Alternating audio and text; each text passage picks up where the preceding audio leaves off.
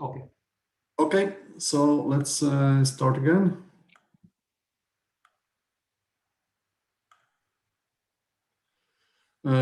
First of all, we have two ways to connect to the controller: via USB port, which is in front of the controller, or via Ethernet by typing IP address.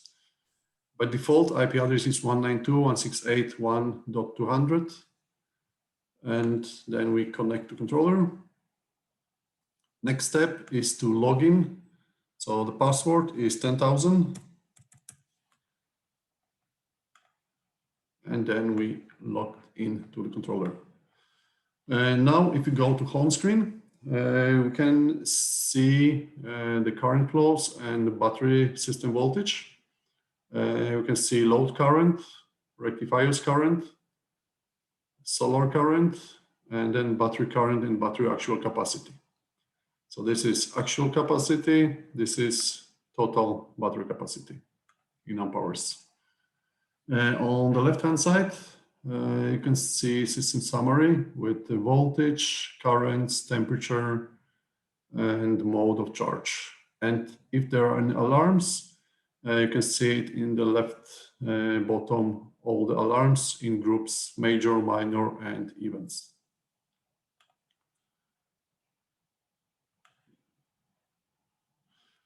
Okay, so the first tab is the setup tab, where we basically this is done in the factory. So all the settings are done in the factory. So you don't need to change anything except this field where you can enter customer name, serial number of the system, model, and site ID. So we can say that the site ID is 001/PK. And then after doing any change, you need to click apply. And then only then the change is saved. Without clicking apply, the change will not be saved. So this is crucial. Then we have control information with the software version. I'm showing version F of the software. That's the latest version. You can check in your controllers if you're running version F or previous version, which is E. In E version, the functionality is a bit limited. Okay, then it's installation information, installation date, service date, responsible service engineer, site coordinates.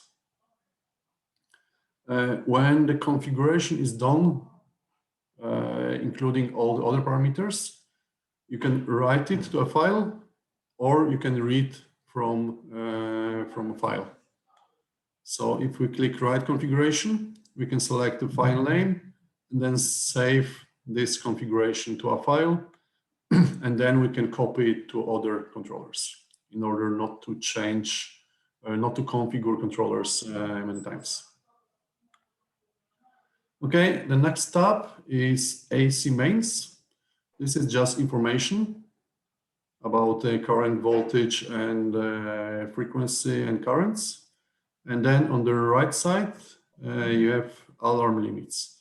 So we can configure high and low voltage alarms, also high current, and we can do the same for PV. If you have a system with PV panels, you can configure the same voltage levels for alarms. Okay, next section is the power modules. So here we can select if it's rectifier or if it's solar. Then by selecting a group of modules, you can find all the serial numbers and parameters of each and every module. And then if there's an alarm, we can identify alarm is connected to a module. Okay, and then next one is rectifier settings. It's a preset voltage for rectifiers. If there is no communication, then the rectifiers will give 54 volts. You can limit output current of the rectifiers. both on DC side and also AC side. So for example, if you have a generator which is smaller, underrated, or if there is AC feed limit, this current can be reduced. Next parameter is start output delay time. So if there is a site with generator, we can enter a delay, let's say 10 seconds. And then when the system will start, it will keep the low voltage, rectifiers will keep low voltage before it will start to increase voltage. And then output slope ratio, typically 50% is sufficient for generator to allow smooth genset startup. And the next field is number of rectifiers. This is by default disabled, slot enable. Suppress rectifier fail during mains fail. If we want to avoid rectifier fail alarm during mains failure, we can enable this function. And then the next one is solid converter offset voltage. In hybrid systems, we have slightly higher voltage from the solar chargers above rectifiers in order to give them priority. And then depends from the location of the solar charger, we can adjust the offset voltage, but this is typically done in the factory, so no need to change anything here. Efficiency setup, we can skip this one. This is more relevant for large systems where we want to run rectifiers in the peak efficiency. Normally for small telecom sites, this is not used. The next place is rectifier phase configuration. Here, if we would have rectifiers, we would see the serial number of each rectifier, and then we can connect the rectifier which corresponding phase. And then, of course, we need to apply after change is done. Okay, and now what is information? What's important for DC voltage is DC voltage alarms. So we can select and configure maximum system voltage, minimum system voltage, float voltage, and boost voltage. These have to be set according to the battery which is used in the system. And then alarm levels, low voltage, minor and major, and high voltage, minor and major. The next step is LVD configuration. You can configure up to, by default, there are up to 2 LVDs in the system. And then each LVD can be configured with relevant disconnection and reconnection voltage. And typically LVD1 is LVBD, so battery disconnection, and LVD2 is load disconnection. Derek, sorry to interfere. Yes. One of the guys had a question. If you can look at the chat, please, on the chat section. Okay.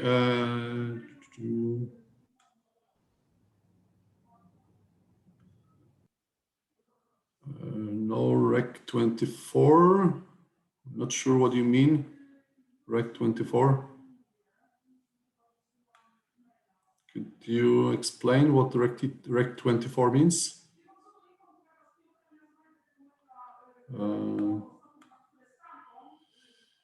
Was it number of rectifiers, power module?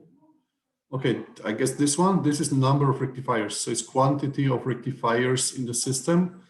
So if you have system with 4 rectifiers, you have to select 4 rectifiers. In my, because I have just a controller without any rectifiers connected. So it shows 24, but this number of rectifiers, it should be actual number of rectifiers which are installed in the system. I hope that explains.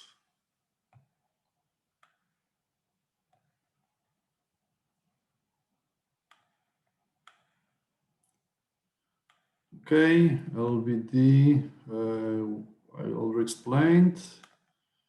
Shunt configuration, you don't need to touch anything here. This is done in the factory. It's all the system configuration with calibration.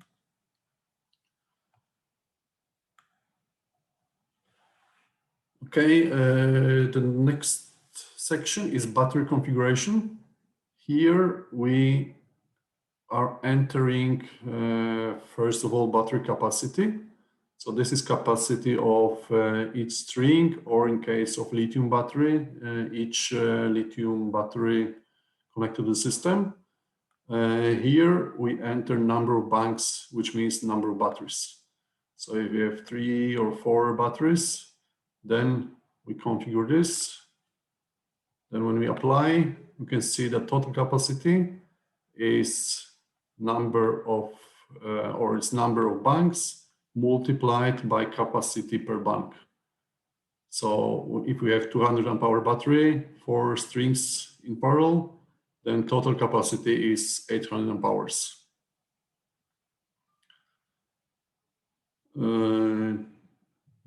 Different of 3 option.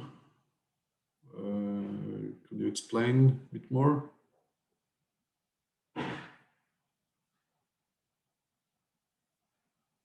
SMU01, not sure what you mean.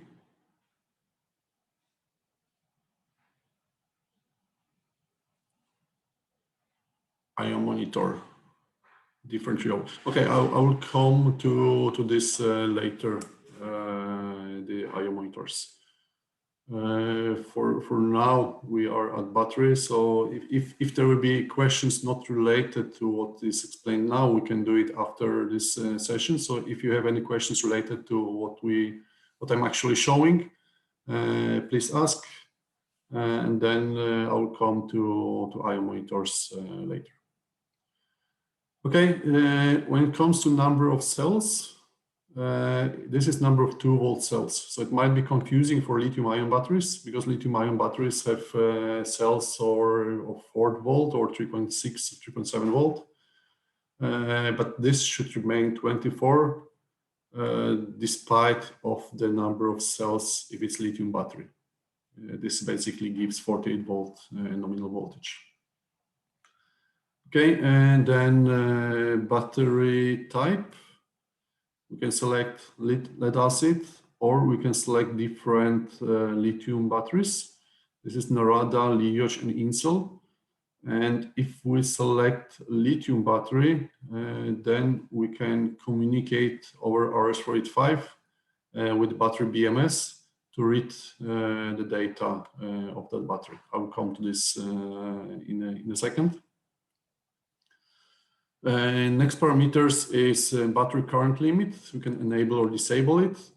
And then the way we limit current is by percentage of battery capacity. So in this case, if we set 10%, it means that the current limit will be 80 amps. So it's 10% of battery nominal capacity. If we then add another bank, then the total battery capacity is increasing to 1000 amp hours.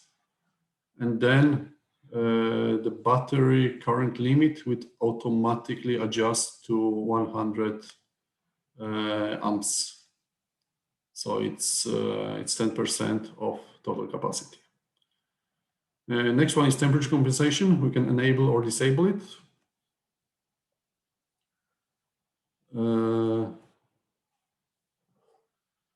If enabled, we need to set temperature, reference temperature, and then compensation slope.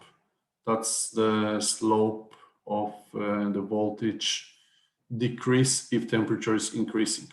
Normally for lithium batteries, temperature compensation is not required, so it can be disabled. Okay, active voltage control, that have to be enabled. Okay, and other are not that relevant. Next one is boost. This is for lead acid batteries. They need to be boosted periodically. So we can enable or disable it and then set all the parameters relevant for the boost. I will not go to the details. Then test.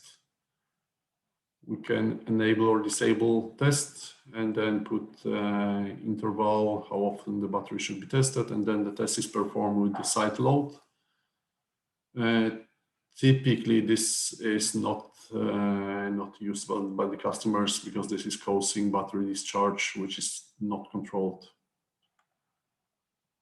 And then symmetry. We can enable symmetry measurement for lead acid batteries. If enabled, then we select system voltage. So if we connect to the middle of the battery, then the voltage should be 24 volts. And if the difference is more than set limit, then we'll get alarm. We also have here a manual control. So we can manually start boost or stop boost or start or stop discharge test. Okay, if we're doing a battery test, we can start logging the parameters like voltage and currents with set interval.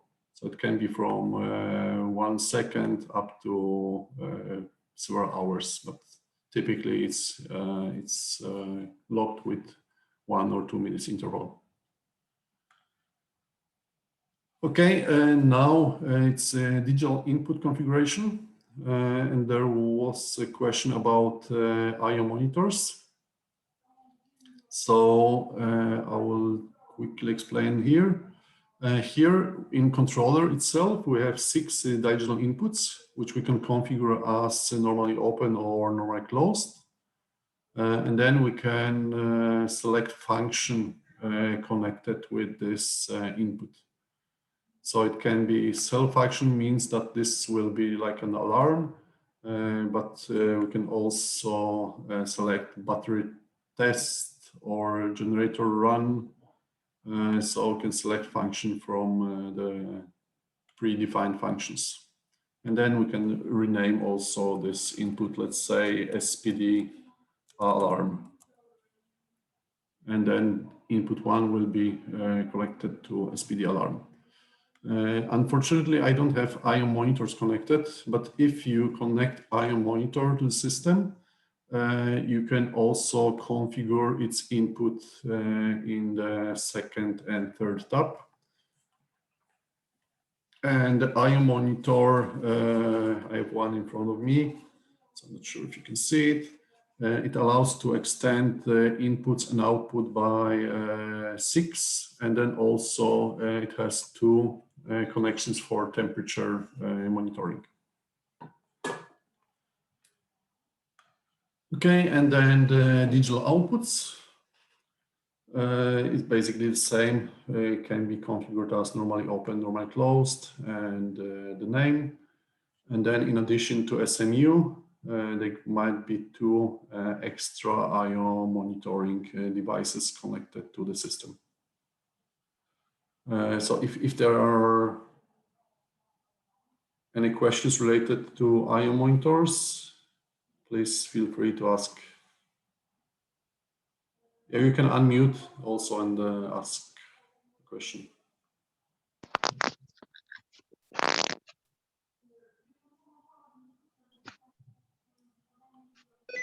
Yes, or everything is clear with I/O monitors.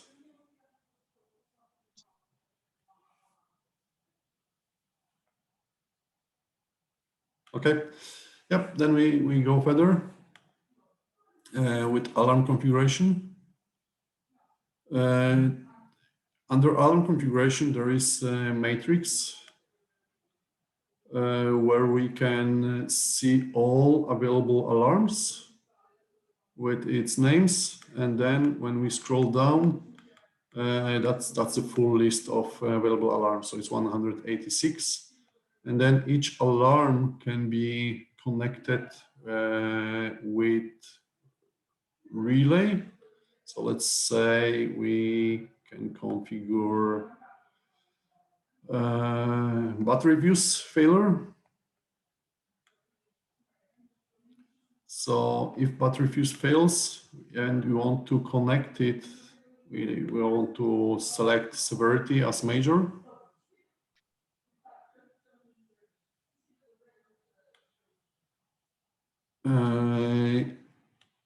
We can select this major, and then we can connect it with alarm output, relay output. Can be connected with one on several outputs. We can also use buzzer, so then it will be a signal from the controller. And we can connect it also with trap. Then SNMP message will be sent to NMC. And then when we do the changes, so this is alarm outputs in the SMU. It can also be connected to IO monitor, first or second. And then we can select several relays in different units. And then when we are done, we have to click apply all. Then all those changes will be applied to the controller. Okay, and the next one is temperature configuration. Here we have information about temperatures, and also we can configure if the channel 1 is battery or ambient. So we can select between ambient and battery or none. And then we can select alarm levels for high and low ambient temperature and high and low battery temperature. The next one is fan speed configuration. In the IO monitor, we can connect two fans, and then we can enable speed control, and then the fan can run at low or yeah, we can configure basically when the fan should start or at what delta T temperature difference between ambient and battery temperature it should run, and then what should be minimum fan speed and how fast it should respond. This is typically done in the factory, so normally you don't need to change anything here. Okay, the next step, how to DG control by digital input. Yes, I'm coming to this right now. So now it's generator tab. Just a second.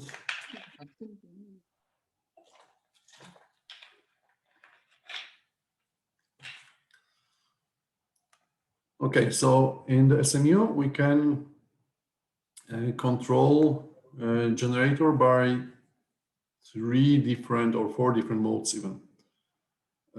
First mode is based on battery capacity. So when we enable this mode, we can start generator on, let's say, 50% capacity and then stop on 90. Or we can start generator on voltage. So let's say when the battery voltage will drop to 47 volts, the generator will start, and then it will run over a set time, in this case 12 hours. We can say 6 hours is enough, depends from the charge current limit. And then also we can stop a generator based on low battery capacity. So if we configure this low current to, let's say, 10 amps, if the battery is charging, at some point the current will start to decrease. And then in order to run generator efficiently, we don't want to run generator for a long time to charge the battery to full state of charge.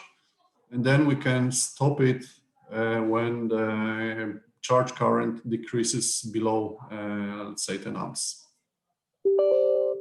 So that's these 2 modes. And then another one is we can use daily setup.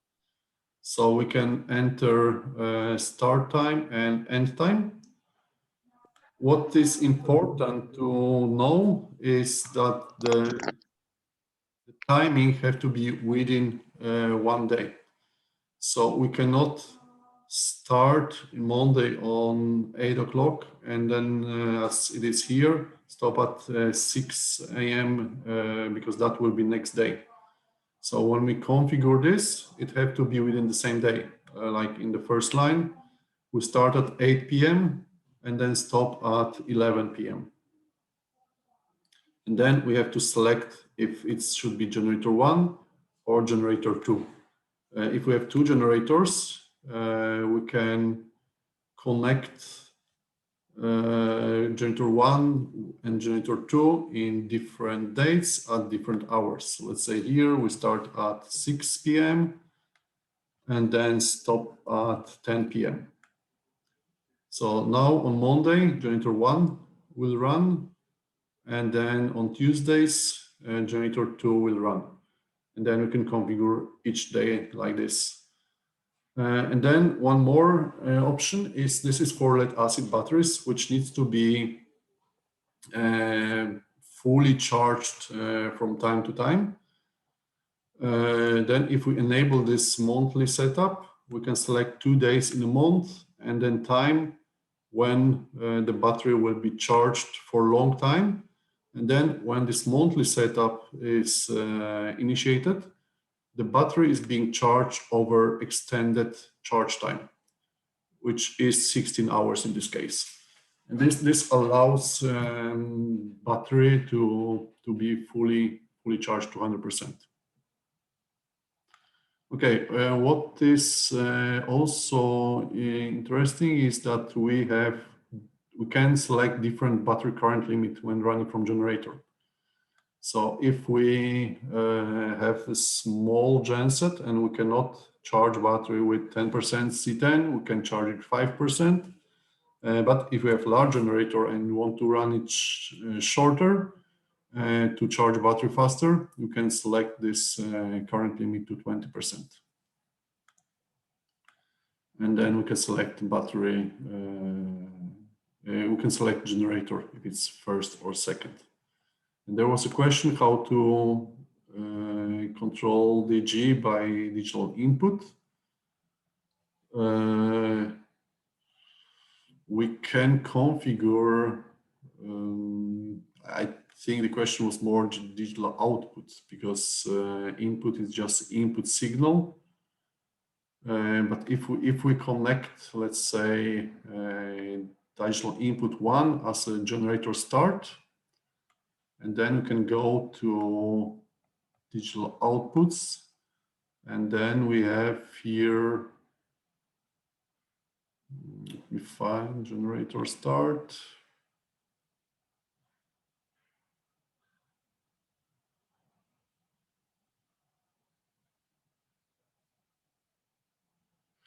Okay, let's say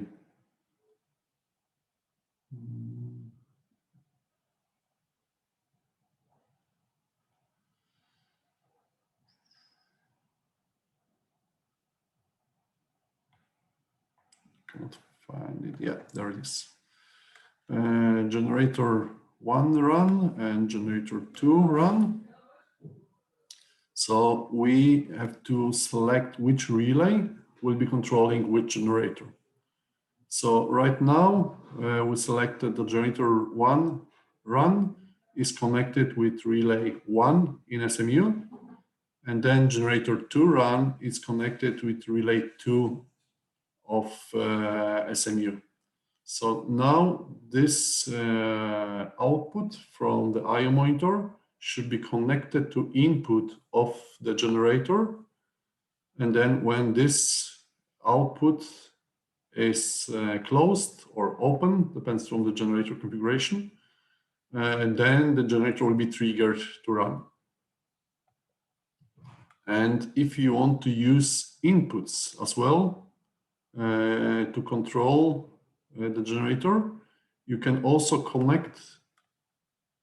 configure this as an event. And then when you close or open digital input 1, it will be connected with the same output, and then it will also control generator to start. I hope this is clear. And then there is one more feature. we can remotely start or stop generator. So if we are at site and want to just check if all the connections are okay, if the control circuit is okay, you can just click generator start, and then generator will be started remotely, and then we can stop it as well. Any other questions related to the generator control mechanism? Yep, I can see any, so we can go further. In the IO monitor, we have possibility to measure fuel level.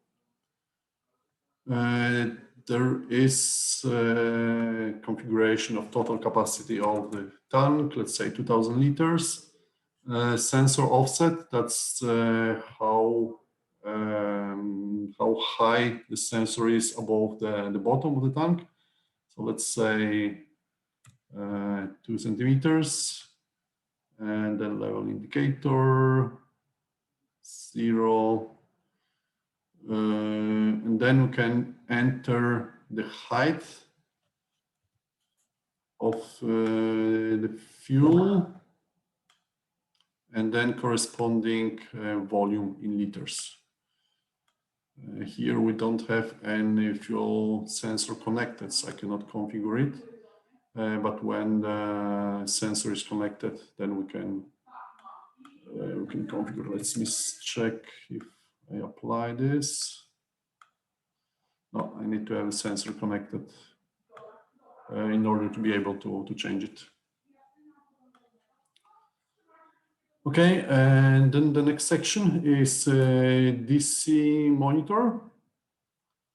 DC monitor is device which allows to monitor voltage of different, power of different loads. And then we can measure, for example, if we have several tenants in the tower and we want to measure power to each tenant, we can measure it by additional hardware and then display it here. So here we can see how many kilowatt hours was going to each tenant or each load. This requires additional hardware in DC monitors. Okay, the next one is BMS. This is connected with the battery configuration. If we have lithium batteries, we can connect to the BMS, and then we can read all the information about the battery, including alarm status. And then we can also enter how many batteries are connected, and then we can check the parameters of each battery. There was a question. More alarm we need I'm not sure what does it mean. Receive in NOC, like voltage is less than 47 volt, we receive alarms. Okay, so if you want to set up alarm, that was in voltage settings. Here you can select DC voltage low, and this is minor. So if we select this to be 47 volt, the minor alarm will occur in NOC. And if you want second level, so let's say if it goes to 46 volt, you will get major low voltage alarm. So those are two levels of low battery voltage and also high battery voltage. I hope that answers the question.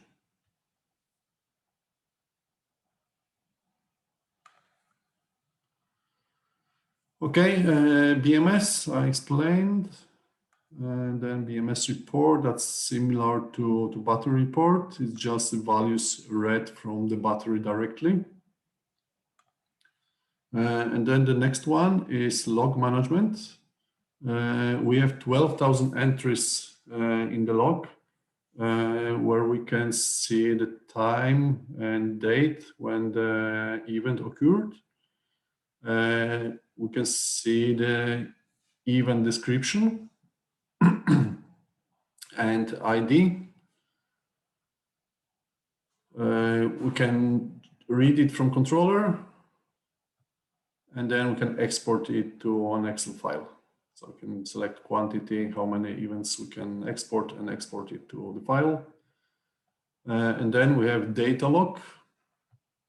So these are all the parameters of the system, like voltage, rectifier current, solar current, load current, and battery parameters.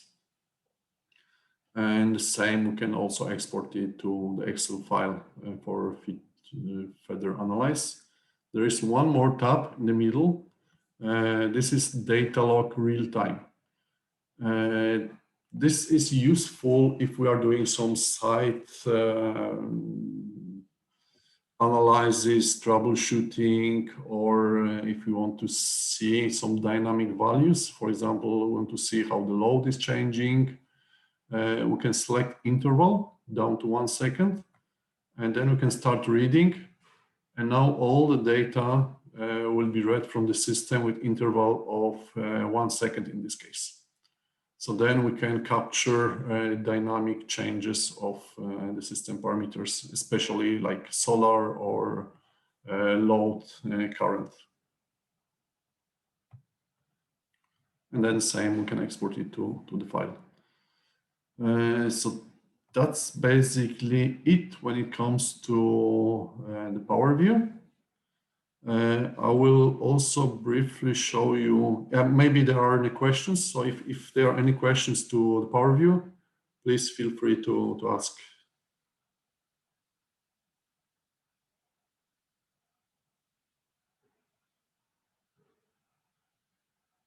Yep. If there is no question, then I will quickly show you also the web browser. You can connect to the controller via web. So if controller is connected to the network, we can just punch IP address, and then we will get similar screen as we saw in Power View. The advantage is that you don't need any software to be installed on your PC, but also functionality is a bit limited. So we cannot do a lot of configuration. It's more for monitoring of the system current status. So here we can see current alarms. So if there are any alarms active, we'll see them in the list. You can see the voltages and load currents. Information about LVD status.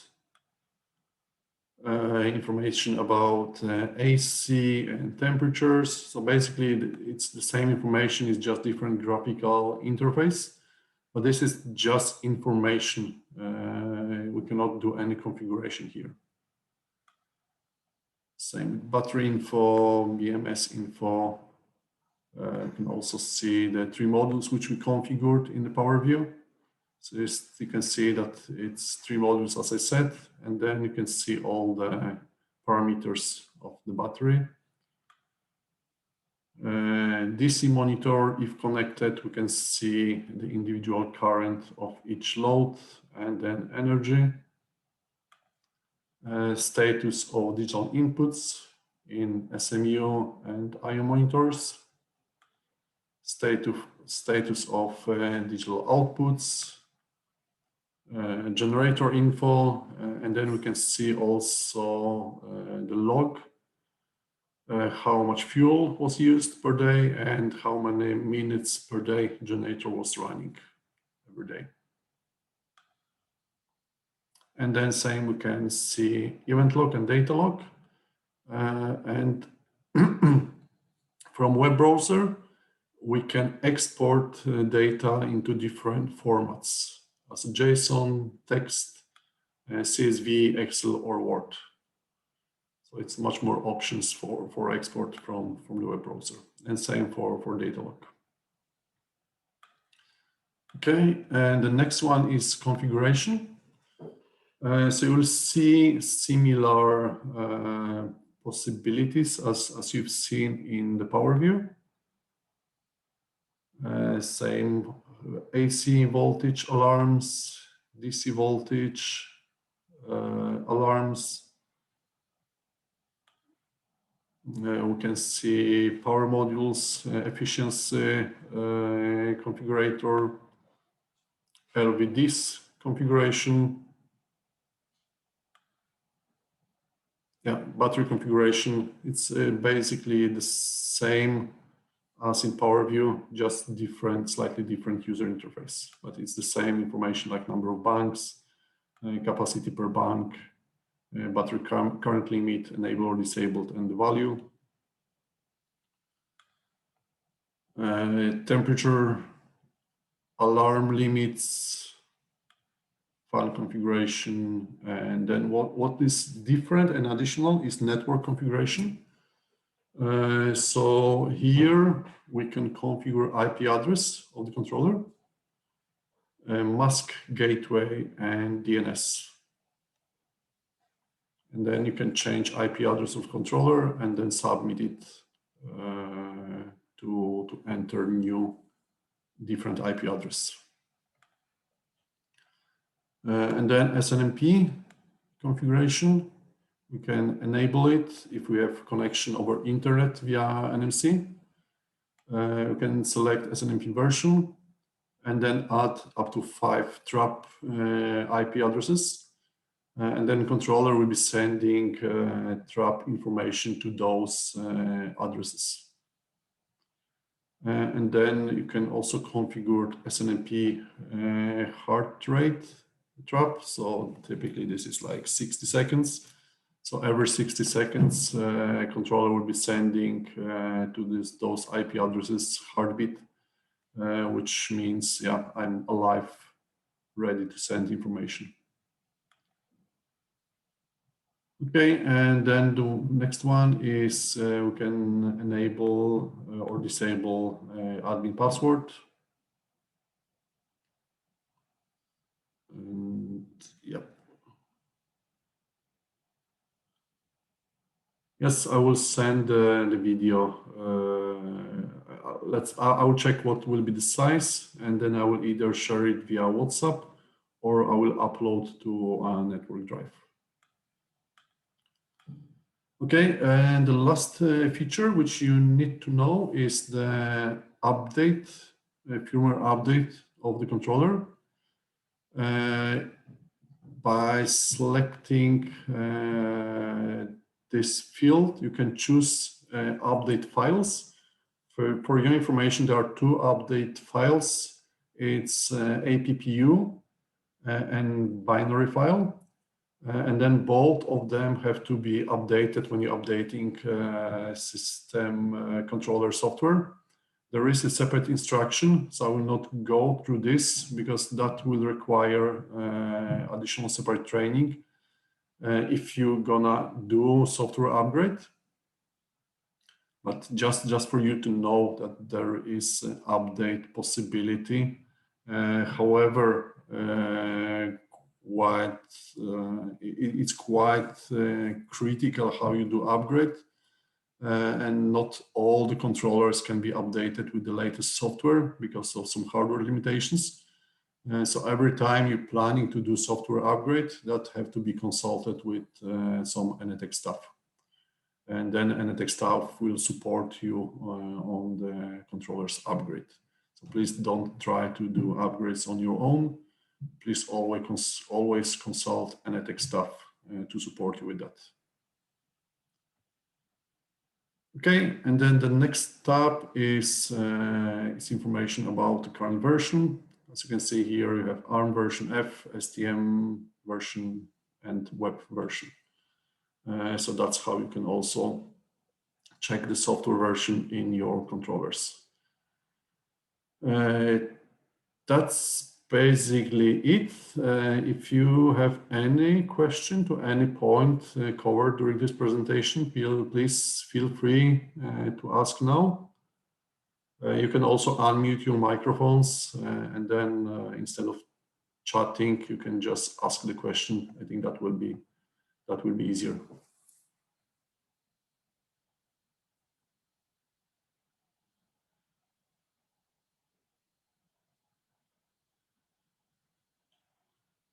You are all muted, so if you want to to say something, you have to unmute.